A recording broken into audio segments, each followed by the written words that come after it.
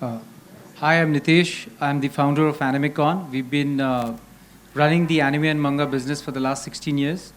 We are no more an event company. We call ourselves an IP company, and we've been building the anime business in the field of education, skilling, events, design, and we also very much involved with Studio Copy, the studio which is here. Yeah. Hi. We were just introducing ourselves. Sure. Charuvi Agrawal. So I'm an animator and an artist, of course. Been in the industry of animation for the last 18 years. I'm the co-creator of Legend of Hanuman, the animated series. It's currently running season 7. And besides that, it's a small boutique studio. We are about 50 artists. We are housed in Gurgaon. And there are 3 verticals to our firm. One of them is museum and immersive space. The other is, of course, animation. And the third is art and installations. Hello, my name is Anant. I'm from Studio Kapi, and we are one of the only companies in India that is majorly focusing on manga and anime. And we are also one of the first published Indian mangakas. Thank you. Okay, I take it. Hi, everybody. I'm glad the introduction has happened. I run a media publishing house called Social Media Dissect and a podcast called Aleena Dissects. I do not have as much years of experience, but I'm glad to be doing this and talking about pop culture. My first question is going to be the main one since we're talking about pop culture. Do you think that today we can create original IPs and characters and make them as big as like Marvel and Disney?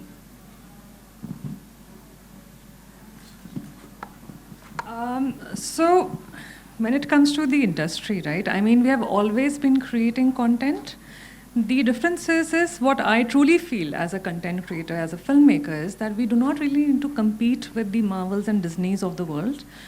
India has abundant talent. It has a huge heritage.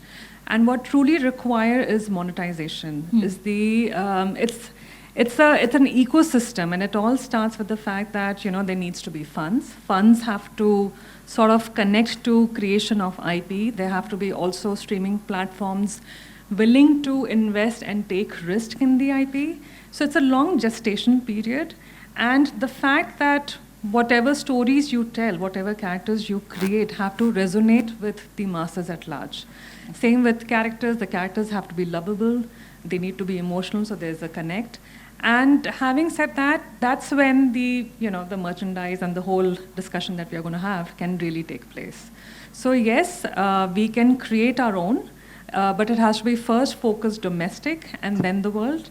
And because there's no dearth of storytelling, so we can create our own characters, which is first focused on domestic and then the international. You spoke about monetization. Tell me, how is it easy to do it in India to monetize your IPs and characters? Absolutely not.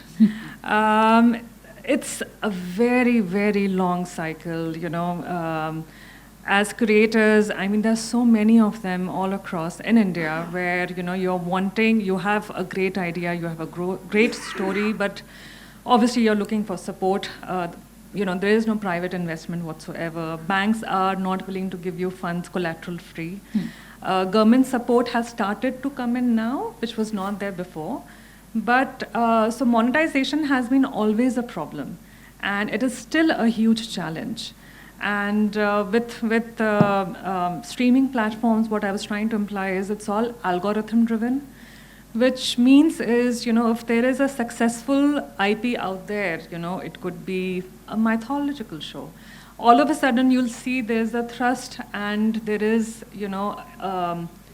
a requirement, an urge to produce mytho shows because it has done well. So everybody's looking for successful driven formulas. So there's no risk that one is wanting to take when it comes to streaming and distribution platforms. Right. So monetization has always been a problem. It still is. Okay. Now, from the both of you also, I wanted to ask that since we now know that monetization is a problem, is the problem coming from the lack of funding, or do you think it's a mindset problem, or do you think like the audiences are not ready for it? That's why it's not happening. Well, for us in the field of anime, we started AnimeCon 15 years ago. People told us nobody will watch anime 15, 16 years ago. I think for the first AnimeCon, we had about 300 people or 200 odd people.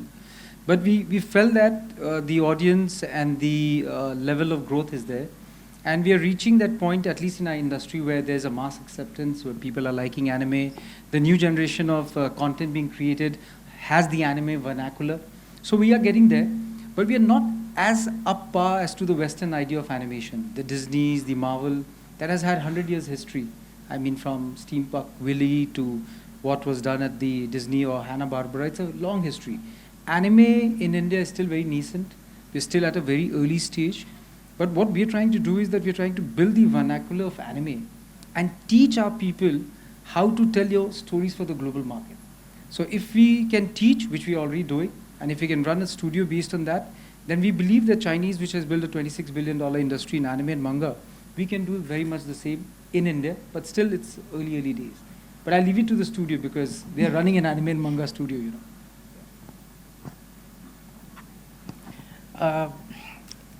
I think we are all set for the next step, and it's just now or in just another moment.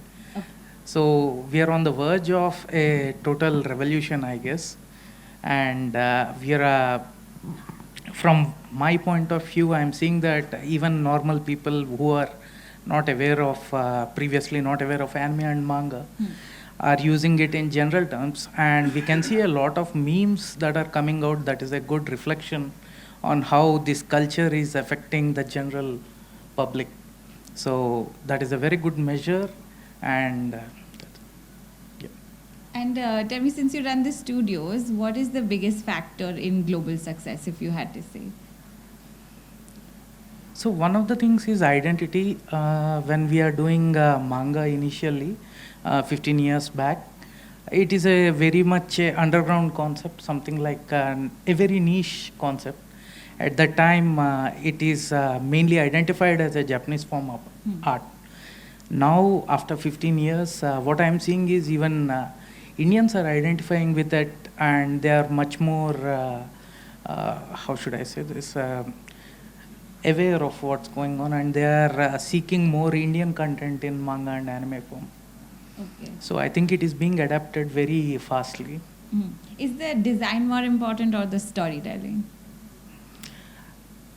Story is very important. Yeah, design attracts, but what makes you stay is story. That's true.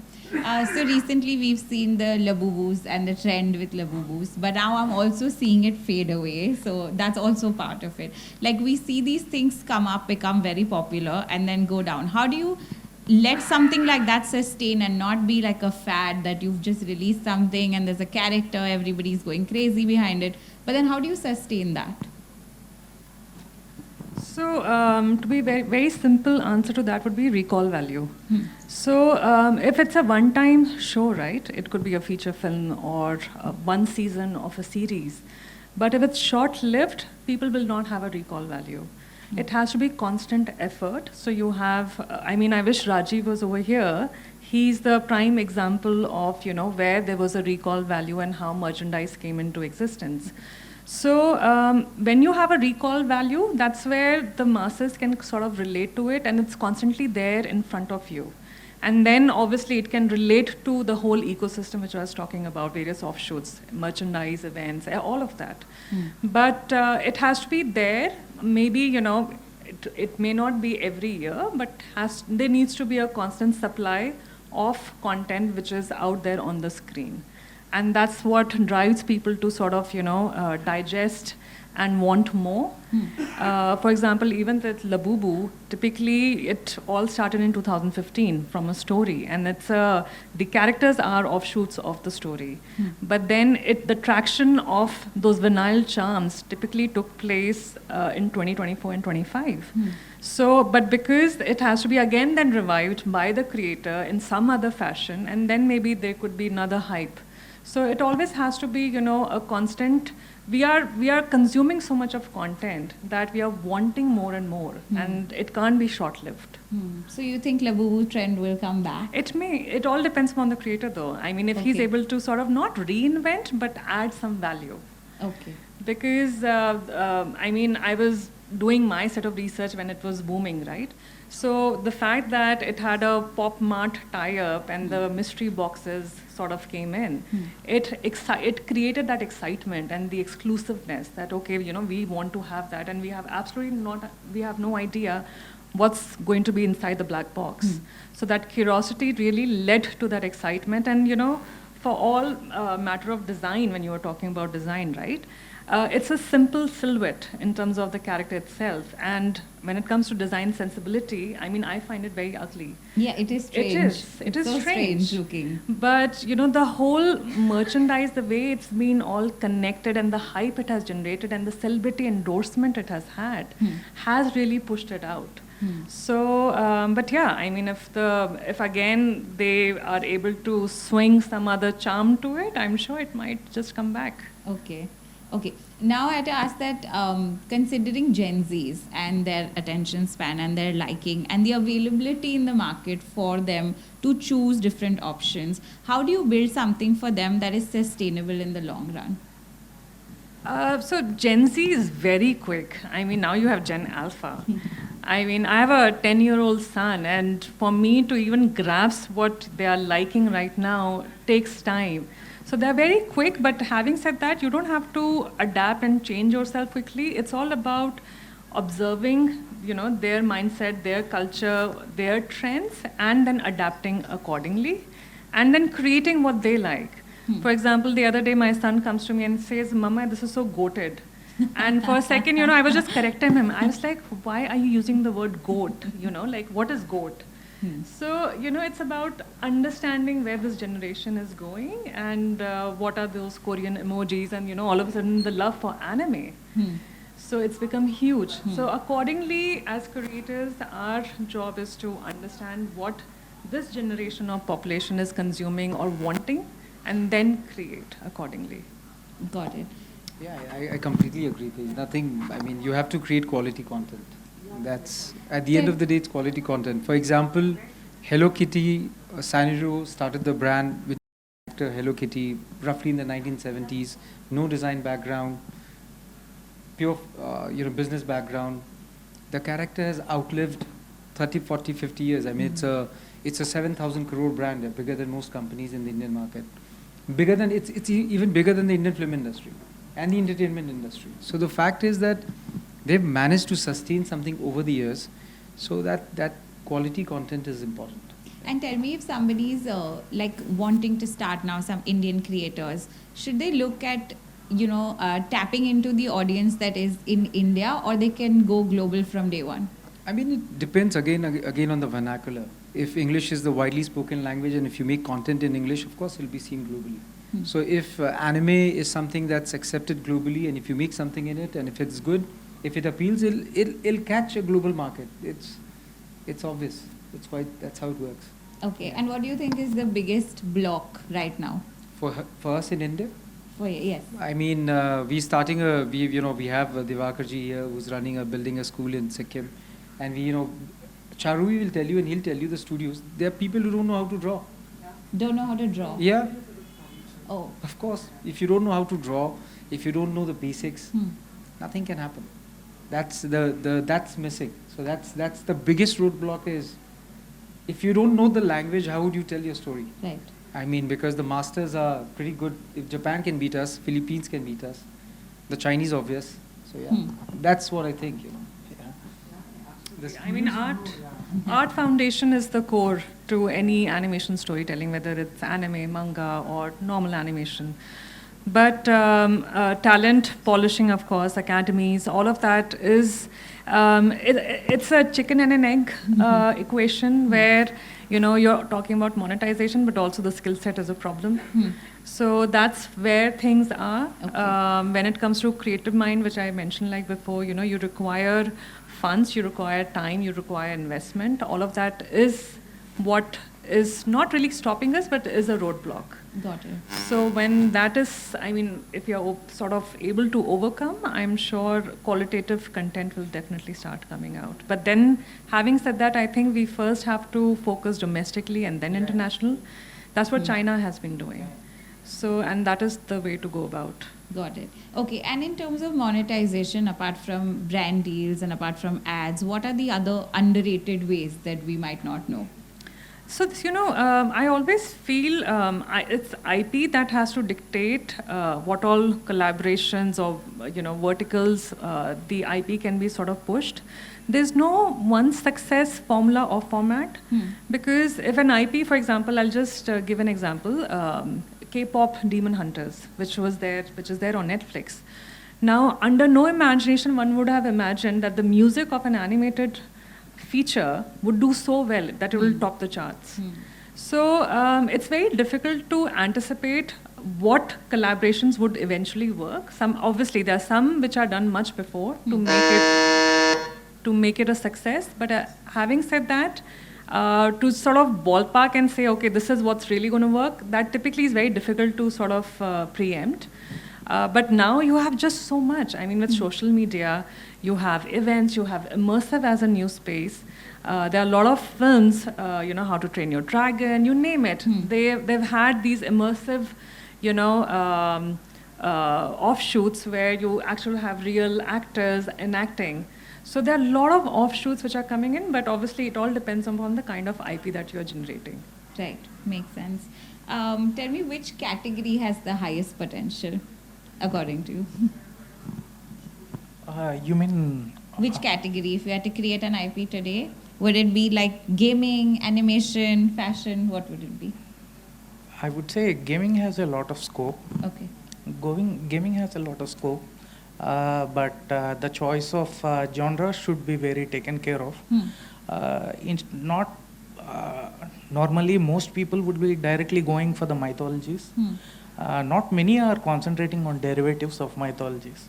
Okay. So, in our present atmosphere, not many are concentrating on how they would be interpreted. So that has a very great future currently. Interesting. Okay, my last question has to be, and to all of you, is that today if you had to start your journey all over again, would you do it digitally, and maybe what would you do differently? If we are considering everything same that is happening today with the advent of AI and all, I would certainly go the traditional way, because AI had made everything so smooth and so perfect. We humans are right now coming back to appreciating small imperfections. Right. True. So, I mean, totally agreement of what he just said. I mean, AI is just all of a sudden, there's this conversation which is happening all across that, you have filmmakers making out films out of AI. That's the tool that it has become all of a sudden, which is not true. I mean, one has to see it as any software tool rather than, a tool that can just help you to expedite things or make things efficient, but it is not a replacement. It's not the art. It has to be seen as a tool rather than the art, because what's happening is all of a sudden people are saying, oh, I've become a filmmaker because I know how to operate on AI. I know Gemini, I know ChatGPT, I know every single AI platforms. So that is not the correct, I would say, mindset to have. Okay. Just to add to what he was also saying is, if I was the creator in today's day and age, I would definitely give more importance to social media. Yeah. Because I see such brilliant artists, but then they are not there on social media, and they start losing the fact that has become the public showcase. Right. and people are understanding and reaching out to you through social media. Yeah. So that has become the ecosystem, which is very new now. And for me, it's a learning. I'm there, but I'm not really there. Which is why I asked that do Yeah. you need a digital extension of whatever you're creating today, just because audiences are now online all the time? So it is definitely, I would say, a display mechanism. I mean, initially we used to have websites. Now I think more than websites, it's social media, which is very important. Exactly.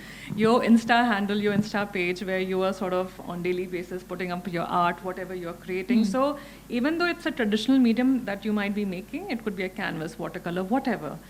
But as long as it's there on social media, so that it has a reach. Exactly. So yeah. I mean, I work in this space and I've been doing it for 8 years. So I tell everybody to make it an extension at least of what you are doing, True. because there's the reach and the audience that you have which on. again, as I said, I've not really understood till now, because it doesn't come naturally You should ask to your me. son. But I should definitely ask my son. Yeah, see, I think I have not been on social media. Just very recent come on social media. For us, social media, digital is more of a distribution platform, which is important. But then again, I believe, at least for us in the anime and manga, we remain anti-fast. I mean, we cannot sell vegetables in 10 minutes. We cannot do all this in 5-6 minutes. This is totally anti-fast. We are in a slow industry. We are in a niche industry. Because, look, Mickey Mouse is as good as oil. It was built in 1930s. It makes you money right now. What we started 16 years ago, it will make us money even when I'm not here. So for us, we've been anti-fast, very, very slow. The social media is just a distribution platform, and that's where the real money is. Okay. Yeah. Just before we end and before we close, which are your favorite characters? Everybody can name their favorite character. favorite character from. It's very tough. It's very, very tough. Like you mentioned, Hello Kitty, Barbie, I don't know, Pikachu, so many characters. No? You guys must have favorites. From gaming, I have a character called Solid Snake. It's from a game called Metal Gear Solid. Okay. If it's anybody's who's played that, and from the field of anime and manga, it's the entire work of Mamoru Oshii. He's done a whole series called Ghost in a Shell. So his works is somebody that Nice. we go to. Yeah, as an animator, I just have so many. But if I have to go back, I'll go back to my childhood memories, and it would be Tom and Jerry. Amazing. The easiest of the lot, because that was one way of me getting back to my brother, always. So, Nice. so yeah. There are so many, but there is one which I go back to again and again, which is a character from Naruto called Might Guy. Okay. His character arc and his journey is so amazing. It's one of the best characters written, according to me. Amazing. Okay. Thank you guys so much for doing this. Thank you.